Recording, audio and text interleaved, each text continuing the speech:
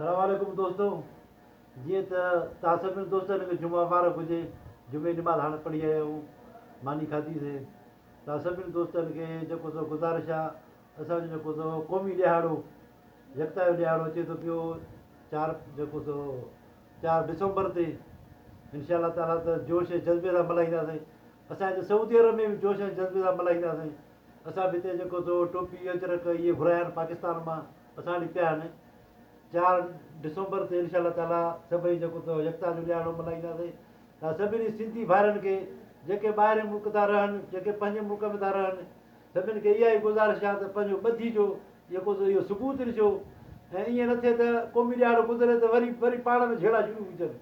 त पंहिंजे क़ौमी ॾियारे ते इहो कसम खणो त हिक ॿिए खे साथ ॾींदासीं, हिक ॿिए जो साथ न छॾींदासीं, सभु गॾु हूंदासीं।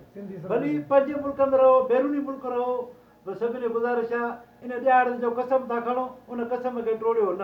असांजी सिंध जेका आहे क़दीमी आहे, को अॼुकल्ह जी सिंध न आहे, क़दीमी सिंध आहे इहा।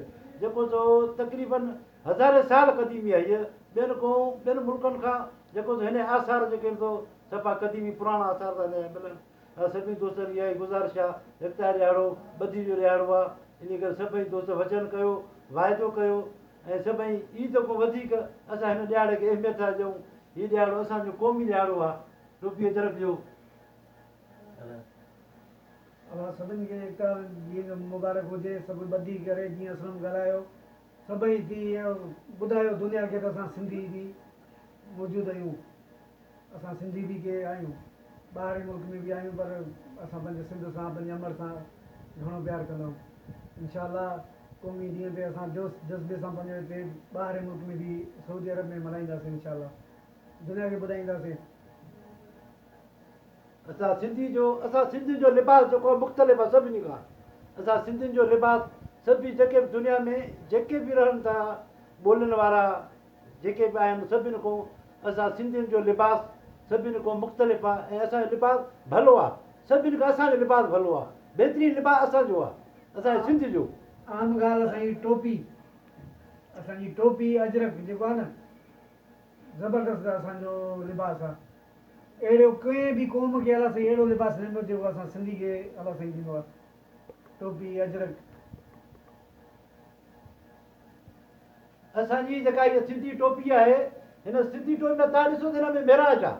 अगरि निमाज़ माण्हू पढ़े थो, इहा टोपी पाए त बि निड़ जेको आहे मुसले ते थो लॻे। मिराज आहे हिन टोपी खे, सिंधी टोपी खे।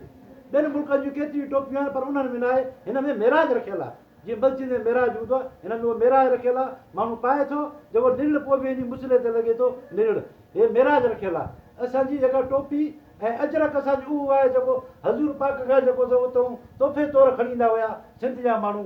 जेको असां हज़ूर पाक बि ॿिन्ही जहान जे सरदार बि सिंध जी साराह कई आहे। सिंध उहा हस्ती आहे। सिंध में वॾा वली दरवेश असांजे सिंध में आहिनि। कंहिं बि मुल्क में एतिरा कोन्हनि के जेतिरा असांजे सिंध में आहिनि।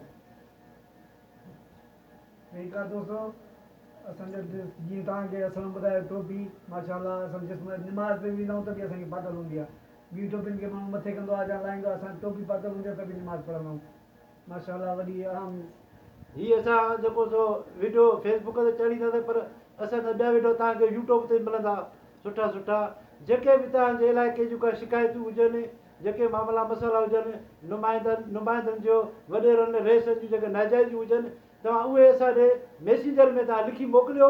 ऐं जेके दोस्त पढ़ियल न आहिनि, छाकाणि जो अॼोको दौरु अहिड़ो आहे जेको पढ़ियल न आहे, उन वटि बि जेको सो ट्रचियूं पियल आहे, उहो बि नेट ॾिसे थो, नेट हलाए थो, सम्झे थो। सिंध जो ॿारु जेको नंढो आहे 5 सालनि जो आहे, उहो बि होशियारु आहे। दुनिया जे ॿियनि ॿारनि खां उहो ॿार बि होशियारु आहे सिंध जो। जे अगरि उनखे लिखणु नथो अचे, कंहिं बि असांजो को अनपढ़ियल दोस्त आहे, लिखणु नथो अचे, दिलि में उनखे जज़्बो आहे, जोश आहे, जेको सो तब्दीली जे लाइ उहो मैसेंजर में पंहिंजी वॉइस ज़रिए असर मैसेज करे मोकिले। असां इनशा ताला यूट्यूब पंहिंजे चैनल ते उनजी जेका बि ॻाल्हि हूंदी असां अॻिते पहुचाईंदासीं। ऐं वञणु ताणी सलाम वालेकुम।